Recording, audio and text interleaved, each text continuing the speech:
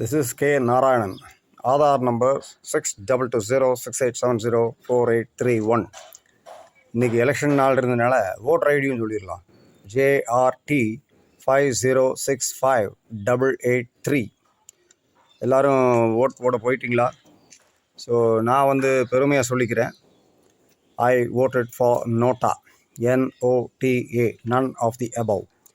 அதாவது இது இன்றைக்கி நேற்று எடுத்த முடிவில்லை. போன 3 எலெக்ஷன்லேயுமே நான் நோட்டாவுக்கு தான் போட்டேன். இப்போவும் இன்றைக்கும் நோட்டாவுக்கு தான் போட்டேன். ஒரு தகுதியுள்ள ஒரு ஆள் நம்ம அரசாங்கத்தில் இருப்பாங்க அப்படின்றதுல சந்தேகமே இல்லை, அங்கே இருக்க மாட்டாங்க. ஸோ அப்படி ஏன் இந்த தகுதியை பற்றி பேசுகிறேன் அப்படின்னு சொன்னால், 11 வருஷமாச்சு நம்ம பிரதம மந்திரி ஆட்சிக்கு இந்த 11 வருஷத்தில் என்ன நடந்திருக்கு அப்படின்னு பார்த்தீங்கன்னா, ஒன்றுமே நடக்கலை அப்படின்ற மாதிரி சொல்ல முடியாது. ஏதோ நடத்தியிருக்கிறாரு அப்படின்னு சொல்லலாம். சரி, அதை டேலி பண்ணி பாருங்க அப்படின்னு சொல்லிட்டு போனால், அதாவது மக்களுக்கு உபயோகமாக என்ன பண்ணியிருக்கிறாரு அப்படின்னு பார்த்தா 0 அப்படின்னு தான் வரும். ஏன்னு கேட்டால், அதாவது நோட்டு பந்தி அப்படின்னு சொல்லி கொண்டு வந்தாப்புல, டிமானடைசேஷன் அப்படின்னு சொல்லி. சரி, அப்போ ஃபேக் நோட்ஸ் பூரா போச்சா அப்படின்னு பார்த்தீங்கன்னா அது இல்லை. இப்படி ஒவ்வொரு ஸ்கீமுக்குமே 20,000 கோடியை ஃபார்மர்ஸ்க்கு கொடுத்தாச்சு அப்படின்னு சொன்னார். கடைசியில் பார்த்தா அது நியூஸில் பார்க்குறது பார்த்தா தாய்லாண்டில் இருக்கிறவங்களுக்கு 20,000 கோடி போயிடுச்சு அப்படின்னு சொன்னாங்களாம்மா. இப்படி ஒவ்வொன்றுலேயுமே இப்படி போயிட்டுருக்கு அப்படின்னு சொன்னால், that shows that he is not under control of the central government of India. அதில் சந்தேகமே கிடையாது. சரி, பரவாயில்ல. இப்போ அது அரசியல் விமர்சனங்கள் ஒரு பக்கம் இருக்கட்டும். இப்போ ஓட்டு போட்ட காரணத்தை சொல்லிட்டேன். நான் நோட்டாவுக்கு ஏன் போட்டேன் அப்படின்ற காரணத்தை சொல்லிட்டேன். சரி, இப்போது ஓட்டு போடுறதோட உங்கள் கடமை முடிஞ்சுது அப்படின்னு சொல்லி நிறைய பேர் நினைக்கிறாங்க. அதாவது உங்கள் ஜனநாயக கடமை அப்படின்னு சொல்லி பேசுகிற ஒரு பெரிய கூட்டம் இருக்குது. இந்த ஜனநாயக கடமையை ஆற்றிவிட்டேன் அப்படின்னு சொல்கிற ஒரு பெரிய கூட்டம். இந்த கூட்டம் பார்த்திங்கன்னா, நடிகர் நடிகைகளில் நிறைய செலிப்ரிட்டிஸ் இருப்பாங்க. அதுவும் போக அரசியல்வாதிகள் நிறைய பேர் இருப்பாங்க. அதில் எக்ஸ் சர்வீஸ்மென் அப்படின்னு சொல்ல போனால் ஒரு பழைய ஆளுக அவங்க நிறைய பேர் இருப்பாங்க. நான் ஜனநாயக கடமையை ஆற்றிவிட்டேன்னு ஒரு வீடியோ போடுவாங்க, ஒரு இது போடுவாங்க, ஒரு ஃபோட்டோ போடுவாங்க ஃபேஸ்புக்கில், ட்விட்டரில், லிங்க்டின்லலாம். சரி, பரவாயில்ல. அப்போது நீங்கள் சொல்கிறது என்ன?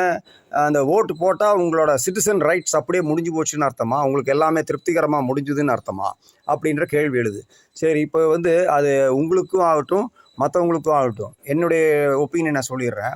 ஓட்டு போடுறதோட உங்கள் ஜனநாயக கடமை தீருது அப்படின்னு நினைக்கிறீங்கன்னா, தட் இஸ் ஆக்சுவலி ஒரு தப்பான ஒரு முடிவு. நீங்களே ஒரு முடிவு உங்களுக்கே கட்டுறீங்க. நீங்களே ஒரு பிளாக் உங்களுக்கு முன்னாடி வைக்கிறீங்க. அந்த சிட்டிசன் ரைட்ஸ் அப்படின்றது என்ன அப்படின்றத நான் இப்போ ஒரே 2 வார்த்தைகள் சொல்லிடுறேன். அதாவது பார்த்தீங்கன்னா, 1947 இண்டிபெண்டன்ஸ் கொடுத்தாச்சு, நீங்களே உங்களை ஆளுங்க அப்படின்னு சொல்லி பிரிட்டிஷ்காரங்க போயிட்டாங்க. 1950 3 வருஷமாக ஒரு டிராஃப்ட் எல்லாம் பண்ணி டாக்டர் அம்பேத்கர் அவர்கள் அப்படியே எல்லாம் எடுத்து கான்ஸ்டிடியூஷன் ஆஃப் இந்தியா அப்படின்னு போட்டு ஒரு பெரிய கூட்டம், அதாவது டிராஃப்டிங் கமிட்டி அப்படின்னு எல்லாம் சொல்லுவாங்க.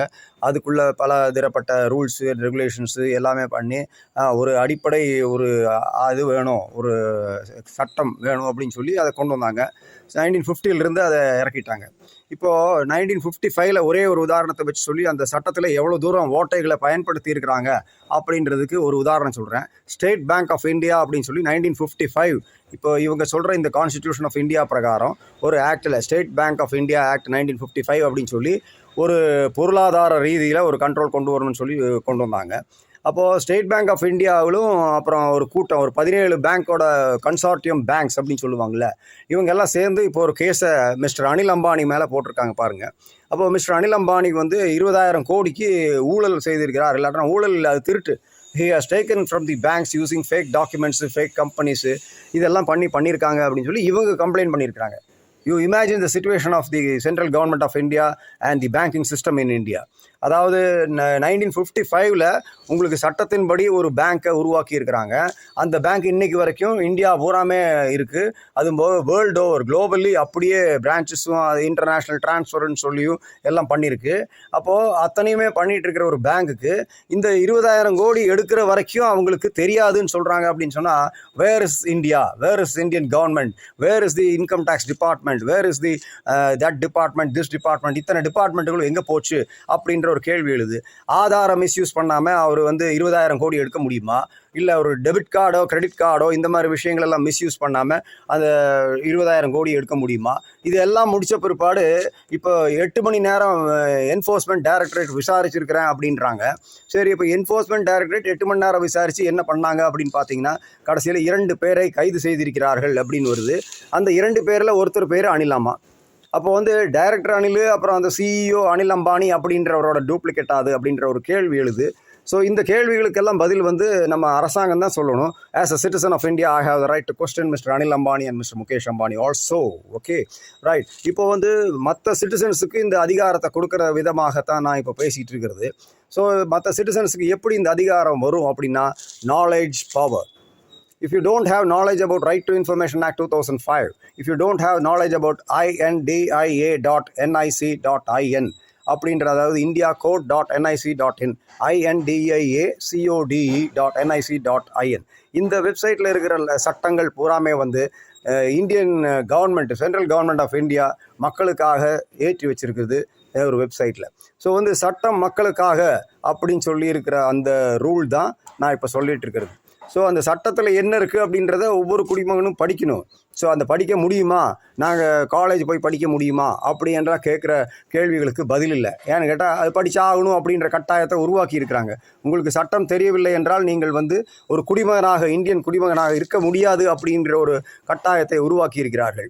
அதுவும் டாடா கன்சல்டன்சி சர்வீசஸ் போன்ற பெரிய பெரிய கார்ப்பரேட்ஸ்லேயே இப்படிப்பட்ட ஜாதி கொடுமைகளும் மற்ற கொடுமைகளும் நடக்கிறது என்றால் பெண்களுக்கு பாதுகாப்பில்லை, குழந்தைகளுக்கு பாதுகாப்பில்லை, ஆம்பளைங்களுக்கு பாதுகாப்பில்லை, பெண்களுக்கு பாதுகாப்பில்லை, வயதியவர்களுக்கு பாதுகாப்பில்லை, யாருக்கும் பாதுகாப்பு இல்லை என்கின்ற சூழ்நிலையை உருவாக்கி இருக்கிறார்கள் சென்ட்ரல் கவர்மெண்ட் ஆஃப் இந்தியாவை நடத்தி கொண்டிருக்கும் மிஸ்டர் நரேந்திர மோடி தலைமையிலான அரசு.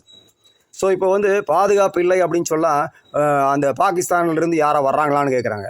பாகிஸ்தான்லேருந்து யாரும் வரல, வாகா பார்டர் மூலியமாக வரல, பிளாக்ல வர்றாங்கன்னு நினைக்கிறேன்.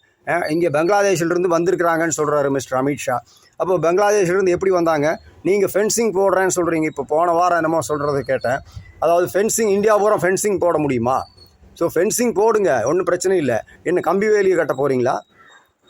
கடற்கரை ஓரமாக பூரா கம்பி வேலி கட்ட போகிறீங்களா? கடற்கரை ஒவ்வொரு ஷிப்பாக வர்றப்போ டெஸ்ட் பண்ண போகிறீங்களா? இப்போ ஸ்ட்ரெயிட் ஆஃப் ஹோர்மோஸில் ஈரான் செய்துக்கிட்டு இருக்கிற மாதிரி பண்ண போகிறீங்களா? என்ன தான் பண்ண போகிறீங்க? அப்போ இதெல்லாம் பாராளுமன்றத்தில் டிஸ்கஸ் பண்ணுங்கள். அந்த டிஸ்கஷனுக்கு மிஸ்டர் ராகுல் காந்தி இல்லாட்டா ஆப்போசிஷன் லீடர்ஸ் எல்லாம் பேசுகிறப்போ அவங்கள விடுங்க. அப்போ சேர்மேனு, ஸ்பீக்கரு, டெய்லி ஒரு சேர்மேனு, டெய்லி ஒரு ஸ்பீக்கரு, டெய்லி ஒரு வைஸ் பிரசிடென்ட்டு, டெய்லி ஒரு அவங்க மாதிரி இதெல்லாம் பிளாக் மார்க்கெட் பாராளுமன்றம் நமக்கு வேண்டாம். ஓகே, ஸோ சட்டம் என்பது மக்கள் கையில் அப்படின்னு சொல்கிற அந்த சிஸ்டம் இருக்குது பாருங்கள். Of the people, by the people, for the people அப்படின்னு சொல்கிறாங்கல்ல, இதை வந்து நடைமுறையில் கொண்டு வர்றதுக்கு நம்ம சிட்டிசன்ஸ் தான் முயற்சி பண்ணணுமே தவிர எம்பி எம்எல்ஏ முயற்சி பண்ண மாட்டாங்க, ராஜ்யசபா லோக்சபா முயற்சி பண்ண மாட்டாங்க, சட்டசபைகள் முயற்சி பண்ண மாட்டாங்க, பஞ்சாயத்து ராஜ் முயற்சி பண்ண மாட்டாங்க. அப்போ ஸ்வராஜ் என்கின்ற இந்த அமைப்பு, அதாவது பார்த்திங்கன்னா நம்மளே ஆள்றது அப்படின்னு சொல்லி ஆங்கிலேயர்கள் போனதை உண்மையாக கொண்டு வரணும் அப்படின்னு சொன்னால், இந்த 75 வருஷம் முடித்த பிற்பாடும் ஒரு பிஜேபி கவர்மெண்ட் அப்படின்னு சொன்னால், சென்ட்ரல் கவர்மெண்ட் ஆஃப் இந்தியா இதில் இருக்கிற பிஜேபி கவர்மெண்ட் ஒரு ஃபெயிலியர் அப்படின்னு சொல்கிறேன் அப்படின்னா அது அழுதுகிட்டே தான் சொல்கிறேன் அப்படின்றது சந்தேகமே கிடையாது. Because he has to go out. அவருக்கு வந்து வயசாகி போச்சு அப்படின்றத நான் சொல்லலை. அவர் ஸ்மார்ட்டாக இருப்பார். அப்புறம் 90 வயசுலையும் நான் என்ன ஸ்ட்ராங்காக டீல் பண்ணிகிட்ருக்கேன்னு சொல்லுவார். அங்கே போகிறேன், இங்கே போகிறேன். Physically you are strong mister Narendra Modi.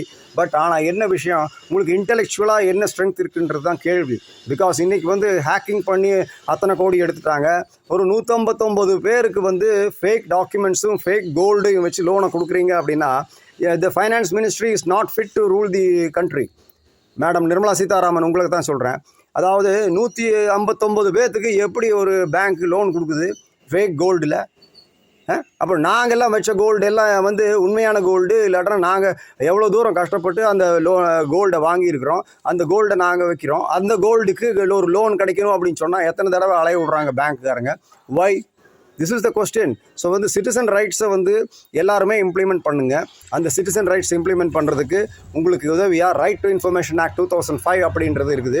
இந்த ரைட் டு இன்ஃபர்மேஷன் ஆக்ட் 2005 வந்து பார்த்தீங்கன்னா எக்கச்சக்கமான செக்ஷன்ஸ் இருக்குது. இந்த ஒவ்வொரு செக்ஷன்லேயும் வந்து நீங்கள் ஈஸியாக அண்டர்ஸ்டாண்ட் பண்ணுற செக்ஷன்ஸ் தான் அது எல்லாமே.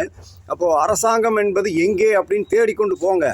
234 தொகுதிகள் அப்படின்னு இன்றைக்கி தமிழ்நாட்டில் சொல்கிறாங்க. இல்லாட்டினா டீலிமிட்டேஷன் சொல்கிறாங்க. இத்தனை எம்பி உங்களுக்கு கிடச்சிருக்கு அப்படின்றாங்க. பாராளுமன்றத்தில் ஆர்குமெண்ட்ஸ் நடக்குது. ராஜா அவர்கள் ஆர்குமெண்ட் பண்ணுறாரு, அப்புறம் தயாநிதி மாறன், கலாநிதி மாறன், இப்படிப்பட்ட பெரிய பெரிய ஆளுங்க, அதாவது கார்ப்பரேட்டில் பெரிய பெரிய ஆளுங்க, பழைய மினிஸ்டருங்க எல்லாருமே ஆர்குமெண்ட் பண்ணுறீங்க. பட் ஆனால் மக்களுக்காக அப்படின்னு சொல்லி என்ன இருக்குது? இப்போ அவனாசி ரோட்டில் மேம்பாலம் கட்டியிருக்கீங்க, எல்லாம் முடிச்சுட்டு 2 வீலரில் ஒருத்தர் வந்து நிற்கிறாரு. 2 பேர் 3 பேர் 4 பேருன்னு வந்துட்டு நிற்கிறாங்க. வந்து நின்னா பயங்கரமான டிராஃபிக் சார், அதனால தான் லேட்டு அப்படின்றாங்க. ஸோ வந்து ஒரு மேம்பாலமும் கட்டி அவ்வளோ தூரம் அகலமான ஒரு பாதையும் இருந்து ஒரு கிட்டத்தட்ட ஒரு 20 நிமிஷத்தில் போகக்கூடிய ஒரு இடத்துல ஏன் டிராஃபிக் ஜாம் ஆகுது அப்படின்ற கேள்வியை நம்ம டிராஃபிக் விங்குக்கு எடுக்க தெரியலையா, இல்லை கேட்க தெரியலையா? Okay, so all the citizens put together தான் டெமோக்ரஸி அப்படின்ற ஒரு வார்த்தை வருது. ஸோ ஜனநாயகம் அப்படின்றது ஓட்டு போடுறதோட முடிய போகிறதில்ல. அந்த ஓட்டு போடுறது let it be starting of a big journey towards the destination. நாங்கள் டெஸ்டினேஷன்ன்றது இண்டிபெண்டன்ஸ், தட்ஸ் ஆல். அதாவது சுதந்திரத்துக்கான ஒரு பயணத்தின் முடிவு வந்து பார்த்திங்கன்னா ஸ்வராஜ். அதனுடைய ஆரம்பம் வந்து ஓட்டர் கார்டோட ரைட்ஸு.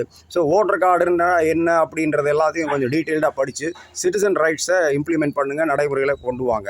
ஸோ 1947 கிடைச்ச சுதந்திரத்தை 1950 கிடைச்ச ஒரு அரசியல் சாசனத்தை காப்பாற்றுங்க. 2026 ஆகி போச்சு. இனியும் நம்மளுக்கு ஒழுங்கான ரோடுகள், ஒழுங்கான தண்ணி வசதி, ஒழுங்கான கரண்ட் வசதி இல்லை அப்படின்னா அதற்கு காரணம் பிளாக் மார்க்கெட், கருஞ்சந்தை, கருப்பு பணம். இந்த கருப்பு பணத்தை ஒழிக்க மிஸ்டர் நரேந்திர மோடி முடிவு எடுக்கிறேன் அப்படின்னு சொல்லி 2014 எடுத்தார். இன்றைக்கி வரைக்கும் என்ன பண்ணாருன்றது ஒரு கேள்விக்குறியாகவே இருக்கிறது. எல்லாமே வெள்ளை பணம் அப்படின்னு அவர் சொல்கிறாரு அப்படின்னு சொன்னால் எங்கிட்ட கன்சல்டேஷன் எடுக்க சொல்லுங்கள், நான் கன்சல்டேஷன் தரேன். K.